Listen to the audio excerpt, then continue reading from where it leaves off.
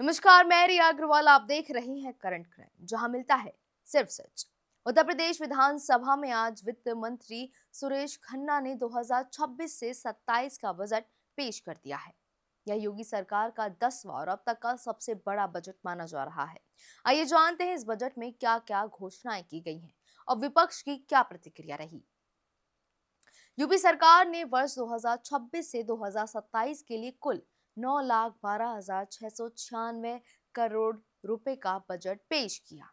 ये पिछले वर्ष के बजट की तुलना में 12.9% अधिक है। वित्त मंत्री सुरेश खन्ना ने बताया कि इस बजट में किसानों, युवाओं, महिलाओं और शिक्षा के क्षेत्र में बड़े ऐलान किए गए हैं। किसानों के लिए कई राहत योजनाएं शामिल की गई हैं।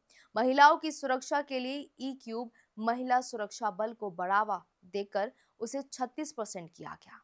युवाओं के लिए हर कमिश्नरी में स्पोर्ट्स कॉलेज बनाए जाएंगे और ओपन जिम व मिनी स्टेडियम का प्रावधान रखा गया है। चिकित्सा क्षेत्र में यूपी ने काफी प्रगति की है। आयुष्मान भारत योजना से 5 करोड़ से ज्यादा गोल्डन कार्ड यूपी वासियों को दिए गए। दिव्यांग छात्रों के लिए ई ट्राईसाइकिल की सुविधा, डिजिटल टैबलेट्स वितरण और आईटी सेक्टर में एआई मिशन, डेटा सेंटर और सेंटर ऑफ एक्सीलेंस की व्यवस्था की गई है। गंगा एक्सप्रेसवे को बढ़ावा देने के लिए भी बजट में प्रावधान रखा गया है। औद्योगिक विकास और 4 चीनी मिलों की क्षमता बढ़ाने की योजनाएं भी इसमें शामिल हैं।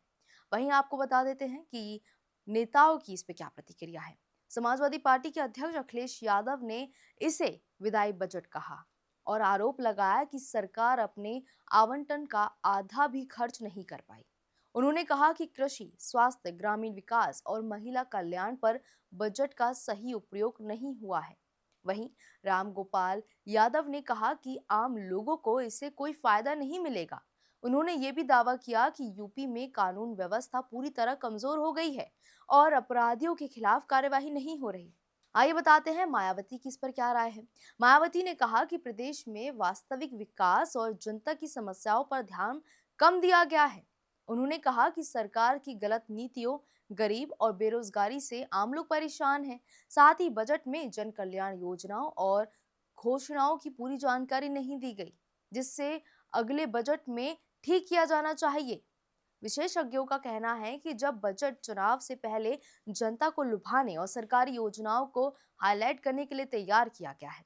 शिक्षा, स्वास्थ्य और महिलाओं सशक्तिकरण के क्षेत्र में कई सकारात्मक कदम हैं, लेकिन विपक्ष और कुछ विशेषज्ञों का कहना है कि बजट का सही उपयोग और फंडिंग चुनौतीपूर्ण होगी।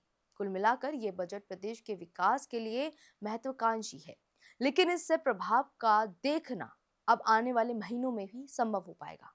तो दोस्तों, देखा आपने, यूपी का ये बजट बड़ा और कई योजनाओं वाला है। किसानों, महिलाओं, युवाओं के लिए कई फायदे की बातें रखी गई हैं, लेकिन विपक्ष सवाल उठा रहा है कि क्या ये पैसे सही तरीके से इस्तेमाल होंगे।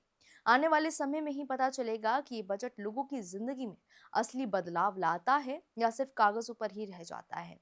आप आज के युवा हो सकता है आप हमारी जो ऑडियंस हो वो महिला हो, बुजुर्ग हो, आपके लिए यूपी बजट में क्या नई चीजें आनी चाहिए थी या फिर आप सरकार से क्या मांग करते हैं, हमें कमेंट बॉक्स में जरूर बताइएगा। और अगर आपको इसी तरीके की खबरें पसंद है तो हमारे चैनल को लाइक करें, सब्सक्राइब करें और बेल आइकन को प्रेस करना ना भूलें। मैं हूं आपके साथ रिया अग्रवाल। आप देख रहे थे करंट क्राइम। नमस्कार।